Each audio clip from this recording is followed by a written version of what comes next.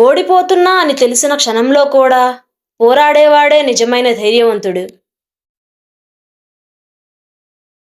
నీవు చేయగలవు అని నమ్మితే సగం పని పూర్తయినట్టే. నీకంటూ లక్ష్యం లేకపోతే ఎవరో తమ లక్ష్యం కోసం నిన్ను వాడుకుంటారు. పరిస్థితులు భయస్థులను ఆడిస్తాయి. ధైర్యవంతులు చెప్పినట్లు ఆడతాయి. నువ్వు ఎవరినైతే ఎక్కువ ఇష్టపడతావో వారి వల్ల ఎక్కువ బాధపడతావు. ఒక్క చిరునవ్వు అనంతమైన దుఃఖాన్ని చెరిపివేస్తుంది. నిన్ను మార్చాలని చూసే ప్రపంచంలో నువ్వు నువ్వుగా ఉండగలగడం గొప్ప విజయం. కింద పడడం తప్పు కాదు. లేచి నిలబడకపోవడమే నిజమైన ఓటమి.